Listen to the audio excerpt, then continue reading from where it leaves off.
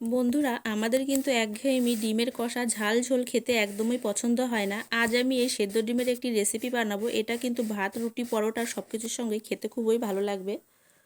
এর জন্য আমি এখানে 3টে ডিম সেদ্ধ করে নিয়েছি। এবার আমি ডিম 3টে আস্তে আস্তে ছাড়িয়ে নেব। ডিমগুলো আমার ছাড়ানো হয়ে গেছে। এবার আমি প্রতিটি ডিম অর্ধেক করে কেটে নেব।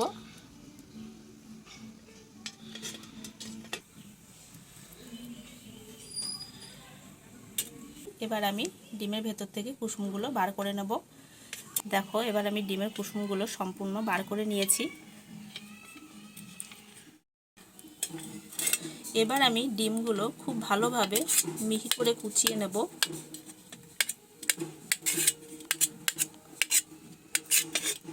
দেখো, ডিমগুলো আমি খুব ভালোভাবে কুচি করে নিয়েছি।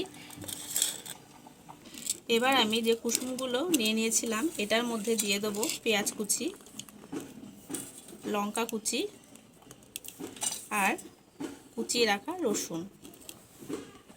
দিয়ে দেবো স্বাদ মতো লবণ, হলুদ গুঁড়ো, 1 চামচ মতন বেসন গুঁড়ো, আর দিয়ে দেবো গরম মশলা আর সামান্য একটু জল। এবার আমি এটাকে ভালোভাবে মিশিয়ে নেব। দেখো, খুব ভালোভাবে মাখানো হয়ে গেছে। এবার আমি হাতে চেপে এরকম মুঠোর মতন শেপ দিয়ে নেব। দেখো, আমি মুঠো মুঠো শেপ দিয়ে নিয়েছি। এবার আমি কড়াই বসিয়ে দিয়েছি, দিয়ে এবার একটু তেল দিয়ে দেব।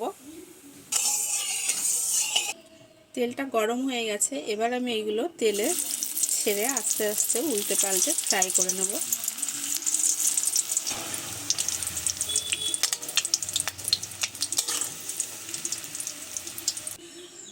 তো দেখো, আমার ফ্রাই হয়ে গেছে। এবার আমি তুলে নেব এগুলো। রান্নাটা করার জন্য এখানে আমি একটা বড় সাইজের পেঁয়াজ ভালোভাবে কুচিয়ে নিয়েছি, আর এখানে নিয়েছি একটা টমেটো কুচি, একটা কাঁচা লঙ্কা কুচি, আর এখানে আদা আর রসুন বাটা। এবার আমি আবারও কড়াইতে কিছুটা তেল দিয়ে দেব। ফোড়নে দিয়ে দেবো তেজপাতা, শুকনো লঙ্কা আর কয়েকটা গোটা জিরে। দিয়ে দেবো পেঁয়াজ কুচি, লঙ্কা কুচি, আদা রসুন বাটা, জিরে গুঁড়ো, লঙ্কা গুঁড়ো, স্বাদ মতন লবণ, হলুদ গুঁড়ো, আর দিয়ে দেবো টমেটো কুচি। এবার আমি মশলাটাকে খুব ভালোভাবে একটু ভেজে নেব। মশলাটার মধ্যে আমি সামান্য একটু জল দেব, দিয়ে আবারও একটু ভালোভাবে কষিয়ে নেব। মশলাটা আমার কষানো হয়ে গেছে। এবার আমি দিয়ে দেবো অল্প পরিমাণে জল।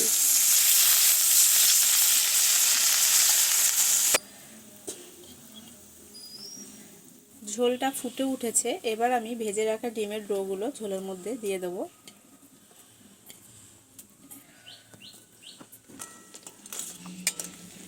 এবার আমি একটা থালা দিয়ে এটাকে ঢেকে দেবো 2 মিনিটের জন্য। 1 মিনিট হয়ে গেছে। এবার আমি ঢাকনাটা তুলে নেব। একটু নাড়াচাড়া করে দেবো, দিয়ে আমি কুচিয়ে রাখা ডিমগুলো এবার আমি দিয়ে দেবো।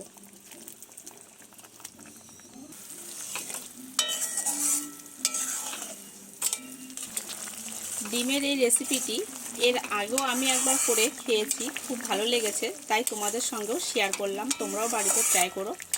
দিয়ে দেবো কিছুটা গরম মশলা, একটু নাড়াচাড়া করে নামিয়ে নেব। তো রেসিপিটি পরিবেশনের জন্য পুরো রেডি। ডিমের এই রেসিপিটি তোমাদের কেমন লাগলো কমেন্ট করে জানিও। ভালো লাগলে লাইক, শেয়ার, সাবস্ক্রাইব করে এই চ্যানেলটির পাশে থেকো। তো চলো, তোমাদের সঙ্গে আবার অন্য কোনো রেসিপি নিয়ে হাজির হব।